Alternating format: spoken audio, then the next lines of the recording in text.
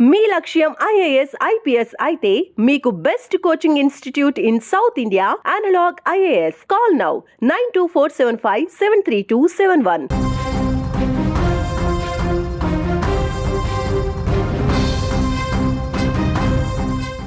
భారీ భూకంపం సునామీ హెచ్చరికల నేపథ్యంలో పలు దేశాలు ఇప్పుడు అప్రమత్తమయ్యాయి. ఫిలిప్పీన్స్లో చోటు చేసుకున్నటువంటి భారీ భూకంప తీవ్రత ఎంత దారుణంగా ఉందంటే అక్కడ పూర్తిగా అనేక బిల్డింగ్లు కూలిపోయేటువంటి పరిస్థితి ఏర్పడింది. ఆ దేశ దక్షిణ ప్రాంతాన్ని వణికించింది భూకంపం. దీని ప్రకంపనల తీవ్రత పొరుగు దేశాలలోనూ కనిపించింది. ముఖ్యంగా ఇండియాలో కూడా దానికి సంబంధించినటువంటి ఆ యొక్క ప్రకంపనలు కనిపించాయి. ఇండోనేషియాలోని పలు ప్రాంతాలలో తేలికపాటి ప్రకంపనలు నమోదయ్యాయి. అదే సమయంలో ఢిల్లీలో కూడా ప్రకంపనలు కొన్ని నమోదయ్యాయి. భూకంప తీవ్రత అంచనాలకు మించి ఉండడంతో ఇప్పుడు సునామీ హెచ్చరికలను జారీ చేశారు. ఆ తర్వాత వీటిని ఉపసంహరించుకున్నారు. బట్ సముద్ర ప్రాంతాలలో తీవ్రమైనటువంటి అలల తీవ్రత మీటర్ల కొద్దీ ఉందంటూ చెప్తున్నారు. ఫిలిప్పీన్స్ దక్షిణ ప్రాంతంలోని మిండానావులో ఈ యొక్క భూకంపం సంభవించింది. రెక్టర్ స్కేలు పైన దీని తీవ్రత మొదట 7.2 నుంచి 8.2గా నమోదైందన్నారు. ఇప్పుడు 7.8గా నమోదైనట్టుగా German research centre for geosciences వివరాలు వెల్లడించింది. ఈ భూకంపము భూమి ఉపరితలం నుంచి 10 కిలోమీటర్ల లోతున టెక్టానిక్ ప్లేట్లలో చోటు చేసుకున్నట్టుగా పెను కదలికల వల్ల భూమి ప్రకోపించినట్టుగా తెలుస్తుంది. తొలుత భూకంప తీవ్రతను 7.3గా అంచనా వేశారు. ఆ తర్వాత దానిని 8.2కి పెంచారు. ఇప్పుడు ప్రస్తుతం ఎటకెలకు 7.8గా ఈ యొక్క భూకంప తీవ్రతను ఖరారు చేశారు. భూకంపం తర్వాత యుఎస్ సునామీ వార్నింగ్ సిస్టమ్ ప్రమాదకరమైనటువంటి అలలు వచ్చేటువంటి అవకాశం ఉందని హెచ్చరించింది. ఇండోనేషియా జియో ఫిజిక్స్ ఏజెన్సీ కూడా తమ దేశ ఈశాన్య తీర ప్రాంతాల కోసము సునామీ హెచ్చరికలను జారీ చేసింది.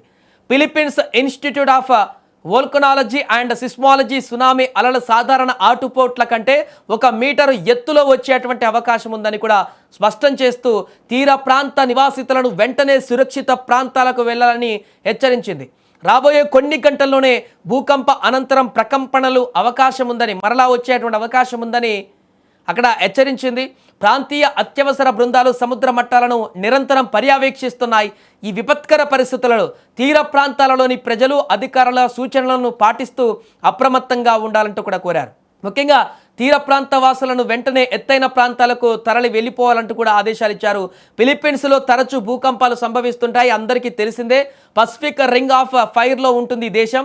Canada, America, Mexico, Guatemala, Costa Rica, Chile, Peru, Ecuador, Colombia, Russia, Japan, Afghanistan, Indonesia, Papua New Guinea, New Zealand ring of fire దేశాలుగా ఉంటాయి ఇక్కడ. సో ఇక్కడ తరచుగా భూకంపాలు తీవ్రత ఎక్కువగా ఉండేటువంటి అవకాశం ఉంటుంది. అక్కడ నివాసాలు కూడా, అక్కడ ప్రాంతాలు కూడా దానికి అనుగుణంగా నిర్మాణాలు కూడా కొనసాగుతుంటాయి. కానీ ఒక్కొక్కసారి వచ్చేటువంటి ఈ యొక్క భూ ప్రకంపనల తీవ్రత అత్యంత దారుణంగా, అత్యంత భారీగా ఉంటాయి.